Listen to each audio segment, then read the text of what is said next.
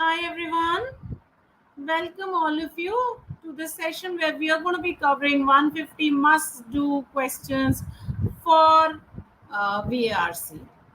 These sessions are very important because they will help you streamline your prep for VRC, for VA specifically, because this set of questions is going to be focused on VA. So welcome all of you. I'm so happy to have you here. My name is Abhilasha and we'll have a lot of fun today.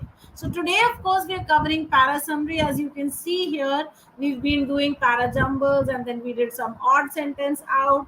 And today we are starting off with some para summary questions also.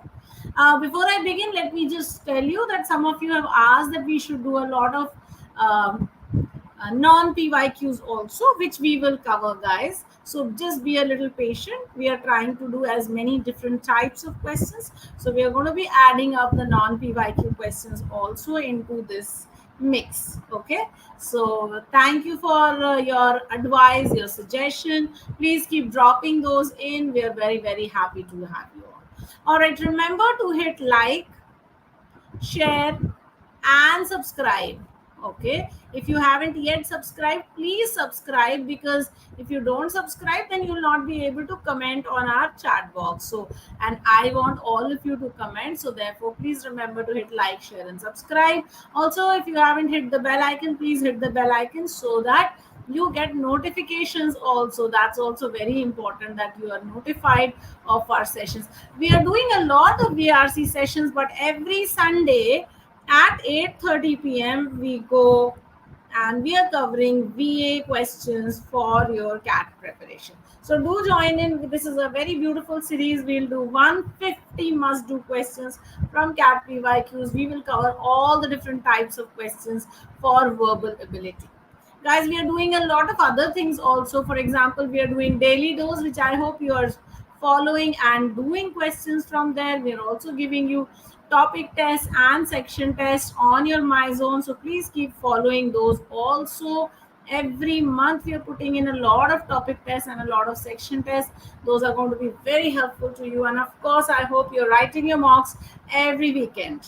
Right, this week, this month we have a lot of things going on. Remember, race to 99 percentile is just happened today and yesterday, and again we will be doing so many things for you guys. This weekend will be our pro mocks, so do join in. These are going to be wonderful mocks for all of you. Okay, so make sure you're joining in. I hope everybody is joined. If you can see me and hear me, just give me a yes or a no on the chat box, and I hope all of you shared this session with your friends and family so others can also join in. Let's get started with our questions on para summary today. This is going to be a lot of fun. I'm very excited. I hope you are too. All right, so here's our first set of questions or our first thoughts. But before we get into our first set of questions, let's look at what rules are, or what do you keep in mind while doing a para summary question. Okay, so while you're looking at the para summary, guys, it's very important. Some things are very important, that you look at the questions, identify the main theme, you compare your options, you practice active reading, you be concise, you eliminate any distractor and stay objective. Now, how do you solve a para summary? Let's understand that. Okay, these are things that you keep in mind, but how are you going to solve the para summary questions? The important things are, for every sentence, please write down one or two keywords for every sentence. Okay, so write down the keywords for every single sentence or paraphrase it. Okay, the correct answer will have all of these keywords put together. So therefore, for every sentence, sentence 1, sentence 2, sentence 3, please write down the keywords. Okay, and then look for the option that has all of these keywords. Okay, if you have any option which has only, let's say, one or two of these keywords and not all of them, then that cannot be a correct answer. Remember, a partial answer cannot be a correct answer. So always remember that an answer either has to have all the keywords, or else it must be a An umbrella sentence. That means it is covering the topic but not going into the specifics of that topic. So either it has to have all your keywords or it has to be an umbrella sentence which covers the topic generally and hits upon all the important things but is not very specific to the keywords. So either of the two can be the correct answers. Remember this and keep this in mind. Also, while you are eliminating, remember when we are looking at eliminating options, what all should we keep in mind? Number one, anything that is false according to the passage, eliminate that. Number two, any incomplete options, please eliminate that. Okay. Number three, any sentence from the passage. Okay. Any sentence from the passage. Okay. Please eliminate that. That cannot be the right answer. Number four, any extreme option. Okay, eliminate that. Extreme option means anything that uses words like all, only, never, must, will, always, no, necessarily. All of these very compulsory words. Okay, all of these, just eliminate them. Any option that is extremely broad, okay, please eliminate that also. So broad option, eliminate. Okay, any option that's very narrow also, please eliminate. If it's very broad or very narrow, eliminate that. Okay, anything that is out of scope, so the passage is talking about something, you're talking about something else, remember that. Anything that's out of scope, eliminate that. Any option that's an advice or a suggestion and the passage does not give you an advice or a suggestion, please eliminate that. That's never going to be the right answer. Okay, so keep all of this in mind while you're solving your question and you will have your answer absolutely right.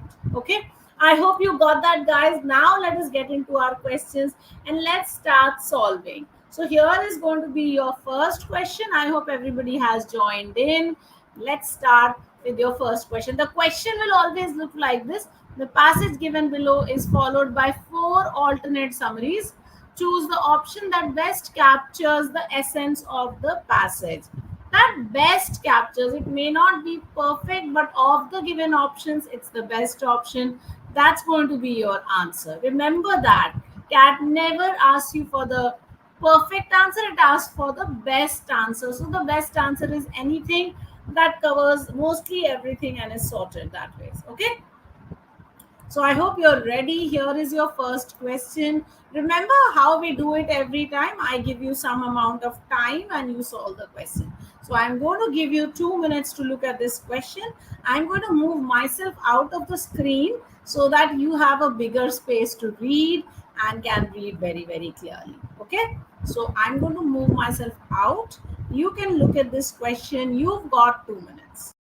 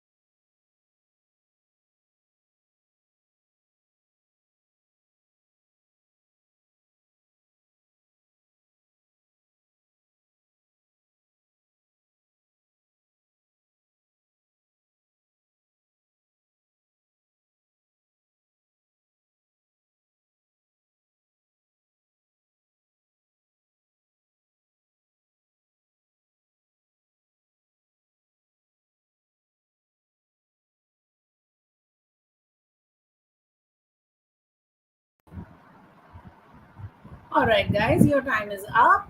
We are through with this question. Let's take a look at our question and let's understand what this passage is all about. So, if you look at this passage, the passage essentially talks about, let me pick my highlighter, that developing countries are becoming hotbeds. So, we're talking of developing countries becoming hotbeds of business innovation in the same way as Japan did from 1950s onwards. Now they're reinventing systems of production and distribution. So they're reinventing things and experimenting with entirely new business models. Now, why are countries that were until recently associated with cheap labor, so they were cheap labor, now becoming leaders in innovation? What is this that is causing these countries to innovate? Driven by a mixture of ambition and fear that they relentlessly climbing up the value chain. So it's essentially not just fear, not just ambition, but a combination of two, that they are going up the value chain. They're becoming innovators and drivers of the market. Emerging market champions have not only proved highly competitive in their own backyards, they're also going global. So these developing countries are not just working in the domestic market, they're also going globally, or they're becoming very, very relevant globally also. All right, that's a very nice passage, guys. Now, if we look at the questions and if we look at this option, so essentially it is talking about developing countries becoming hotbeds of business innovation. Okay, and why is this happening? Because they have this fear and combination of fear and ambition, and they're not just working in their own backyards, but they're also going global. So essentially these are the things that the passage is talking about. Now if you look at the options, guys, I hope all of you have started giving your answers in the chat box. Okay, A, B, C, or D, what is the correct answer according to you? Let's take a look at the options and I will give you what I feel is my right answer. So developing countries are being forced to invent new business models. Okay, which challenge the old business models, okay, so they can remain competitive domestically. All right, now take a look at this option. It says developing countries are being forced. Okay, they're being forced. My first question is, who said that they are being forced? But still they're driven by a mixture of ambition and fear, so we can still take it. To invent new business models, yes, they're inventing new business models, they're experimenting with entirely new business models, so that's okay. They're inventing new business models which challenge the old business models, obviously, so that is understood, so they can remain competitive domestically. Now this is where I have my problem, that are these countries are just remaining competitive domestically? No, they're also going global, right? So therefore A is incomplete. It doesn't talk about them going global, and that's why A should not be a good answer for me. Let me look at option 2. Innovation in production and distribution are helping emerging economies compete with countries to which they once supplied cheap labor. Now, if you look at this option, it says that the innovation is causing these economies to compete with developed countries. Okay. Now, the problem is that the passage did not give you this causal relationship. So, where did this causal relationship come in? The passage did not give you this causal relationship, and it did not say that the innovations are helping the emerging economies. But because they have said they're reinventing systems of production and distribution, but they're also experimenting with new business models, and that doesn't come here. So therefore, B, ek to is incorrect because of the causal relationship, and 2 is incomplete. So therefore, B cannot be a good answer. Let me look at C. Competition has driven emerging economies, once suppliers of cheap labor, to become innovators of business models that have enabled them to move up the value chain and go global. Well, there's competition, there's emerging economies, there's suppliers of cheap labor, they've become innovators of business model, and that's causing them to move up the value chain, correct, and go global. Well, most of the things in the passage have been covered here. So I'll put a star on this, but I also need to look at option D. Production and distribution models are going through rapid innovations worldwide. Now, this is a problem, that are they going through rapid innovations worldwide, or is it just the developing countries? As developed countries are being challenged by their earlier supplies. Where is this challenge coming in? This was not mentioned anywhere in the passage, right? So therefore, D, not so much. So our best answer should be option number C. Let's take a look if it is. It is the correct answer, guys. See very quickly. Option C is the correct answer. I hope all of you did get this. Okay. So here is our explanation. That was our question. Question number 1. Here's question number 2. Let's take a moment, read this, and solve. Oof. Sometimes we become so technologically interesting. All right, your 2 minutes start now.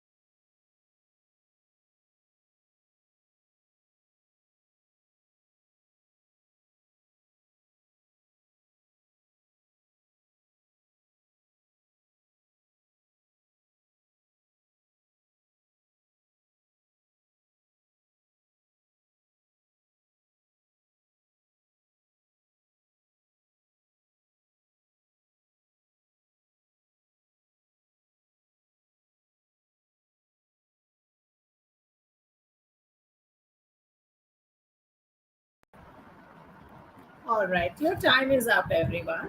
Let's take a look at this question. So it's saying that foreign peacekeepers often exist in a bubble in poor countries in which they're deployed. So when peacekeeping forces go somewhere, they live in their own world. Okay. They live in posh compounds, drive fancy vehicles, and distance themselves from locals. So obviously they're separated from the local people.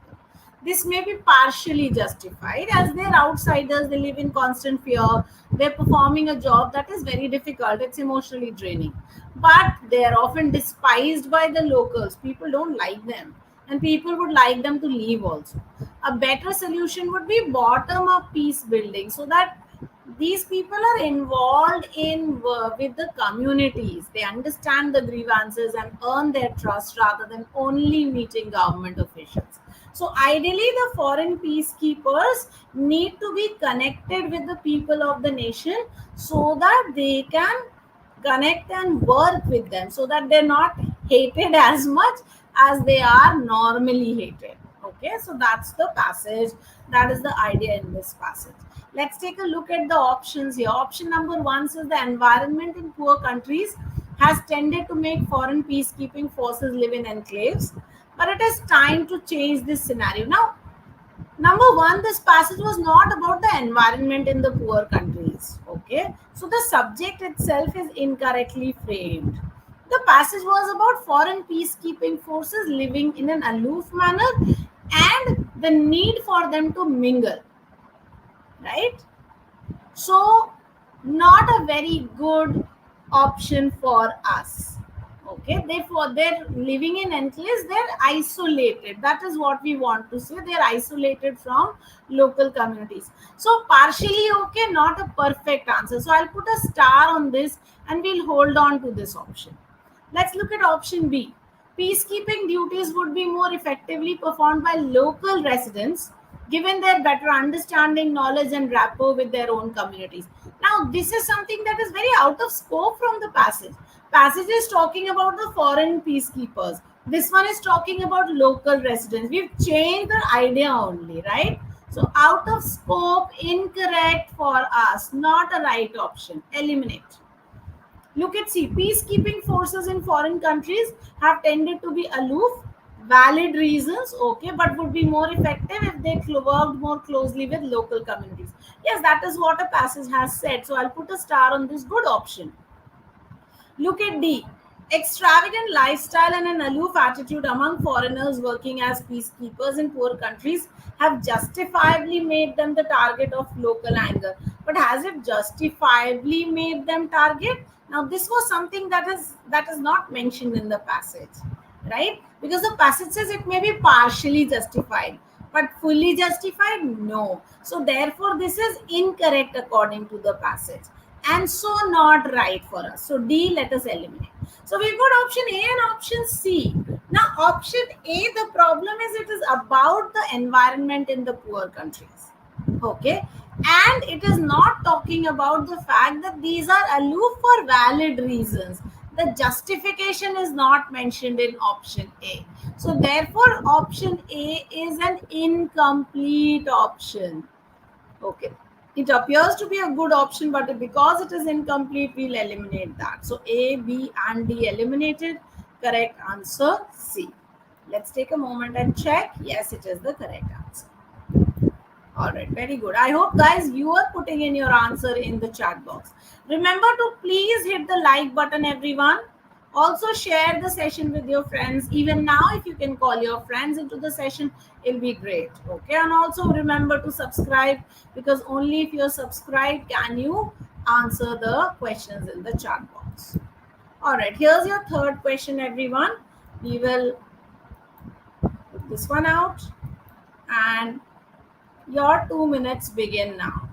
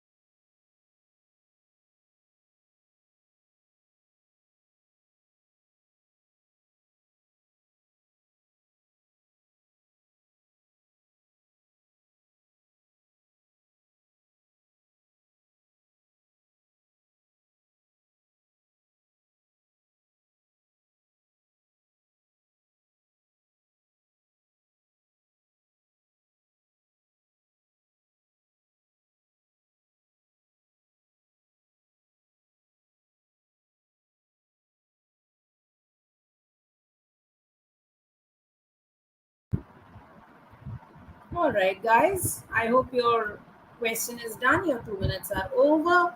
Let's take a look at this. So, this one talks about biologists who are printing or publishing their research directly to the web They're labeled as rogue, but physicists have been routinely doing this, so nobody is calling them anything. Advocates of preprint argue that quick and open dissemination of research speeds up scientific progress and allows for wider access to knowledge. But some journals are still not accepting research which is previously published as a preprint. Now, even if the idea of preprints is gaining ground, one of the biggest barriers for biologists is how they would be viewed by the members of their conservative research community. Okay, let's take a look at our options. Option number A says preprints of research are frowned on by some scientific fields as they do not undergo a rigorous reviewing process but are accepted among biologists as a quick way to disseminate information. But pay attention, are accepted among biologists is incorrect, right? It is not accepted, it is accepted among physicists. So this one is incorrect and so cannot be the right answer. Eliminate. Let's look at option B. Compared to biologists, physicists are less conservative. Yes, because they are pre-printing and they're accepting also. In their acceptance of digital pre-publication of research papers, which allows for faster dissemination of knowledge. Yes, this is a good one. I'll put a star on this. More or less everything is covered. But let's look at C. While digital publication of research is gaining popularity in many scientific disciplines, almost all peer reviewed journals are reluctant to accept papers that have been published. But here it says almost all, while the passage said some journals. You see? Therefore, C is again incorrect. So I will eliminate C also.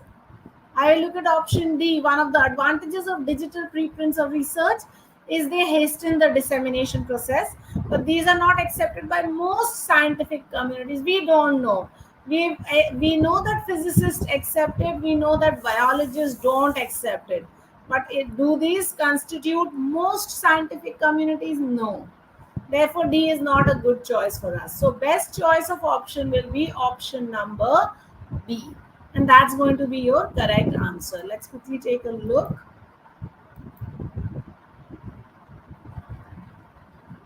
Oh, there is something wrong with the page, with the color. Oh, something wrong. Huh? B is the correct answer, guys. Yeah, everything has become red now. Whoa, my bad.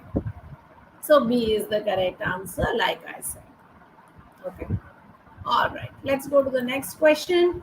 Here you are, question number 4. Your question now. Your 2 minutes begin now.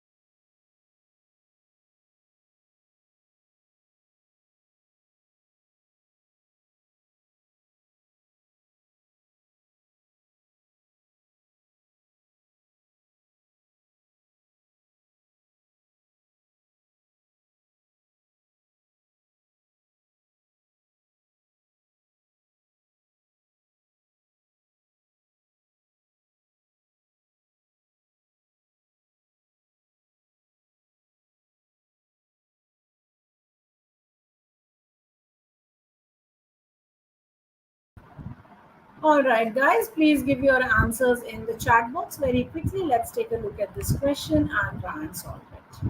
So, question number 4, it says creativity is now viewed as the engine of economic progress. So, we are talking of creativity, we are talking of how it is something that will help us become economically progress.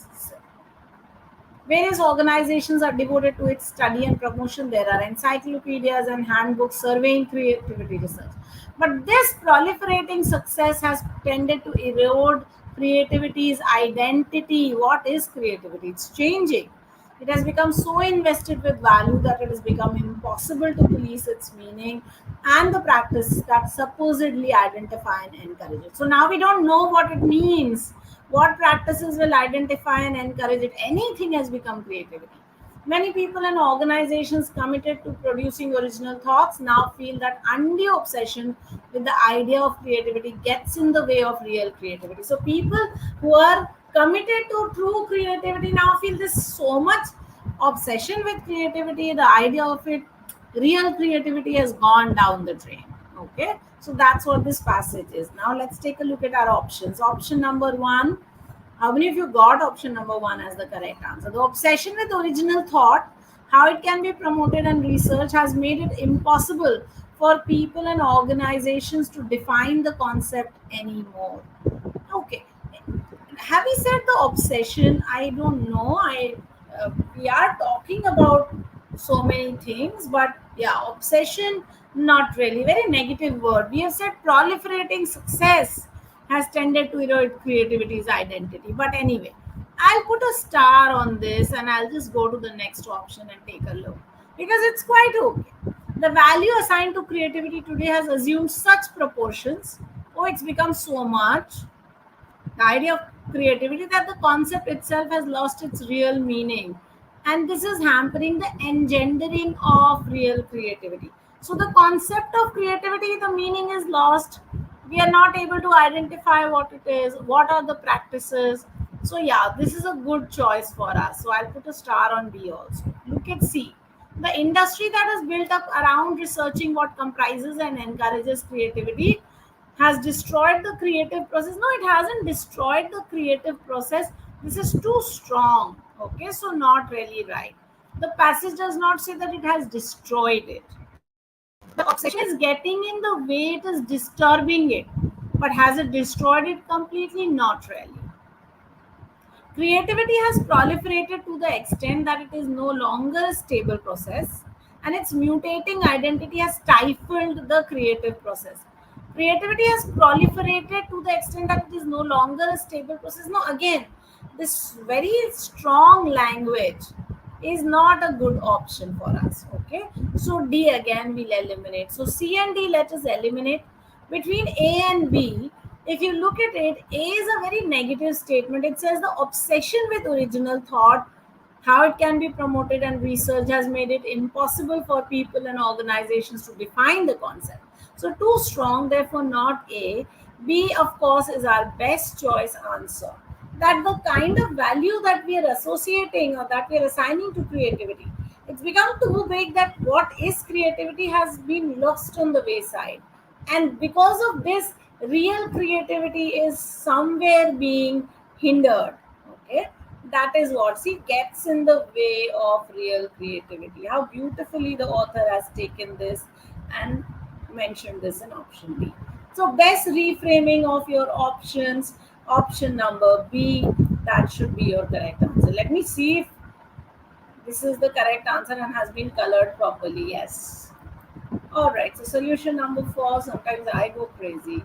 Here it is. All right, let's look at question number 5.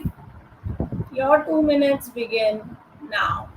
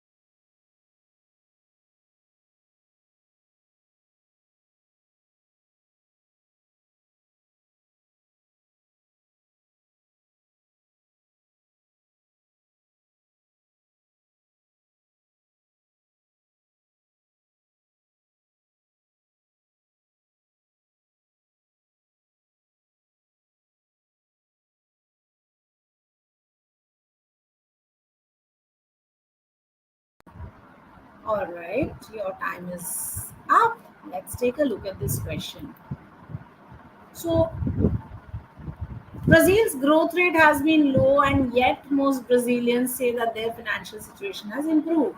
So, they are doing well, and they expect it to get even better. So, Brazilians are happy with what they're doing. Why is this so? Because most incomes are rising fast, higher minimum wages, very low unemployment. The result is falling inequality and a growing middle class. So the middle class is growing.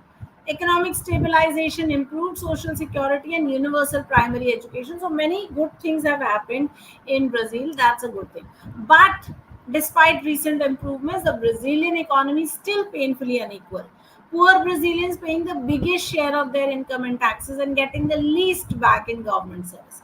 So middle class is doing well, the poorer class is not doing as well. Okay, that is what we are talking about in Brazil. Let's take a look at our options. Option A says most Brazilians feel they have benefited from recent economic events, but the poor continue to be dealt unfairly by the state. Well, that's something that the passage is saying, so I'll put a star on option number one. Economic reforms have benefited many Brazilians, but they're unaware of the impending problems from rising inequalities in their society. But the passage does not say that there are impending problems. So therefore, this is incorrect, huh? And that is why it cannot be my answer. So I'll eliminate B. And let's look at C. With rising incomes and falling unemployment, most Brazilians are being misled into thinking that their economy is doing well. Again, the passage did not say that the most Brazilians are being misled. Okay, the passage said that the middle class is doing well, the poor class is not doing well, right? So most Brazilians are being misled again is incorrect. So therefore cannot be my answer. I'll eliminate. So generally in most questions, two options you'll be able to eliminate very easily. So B and C. Look at D. Good economic indicators have masked the unfair taxation of the poor that is likely to destabilize the Brazilian economy in the next few years. Again, the problem is how do I know that this is happening? That in the next few years the economy is going to destabilize? The passage does not say anything like that. So therefore, D again is incorrect. What a clear answer in this set. B, C, and D are all incorrect. You will have to eliminate. There's only one answer that's possible, and that's option A. Let's check if it is the correct answer. Oh, yes, it is. See, here we are. Okay, wonderful. Let's go to the next question. I hope you guys are doing these questions correctly. Here's your next question. 2 minutes to solve this, and then we go.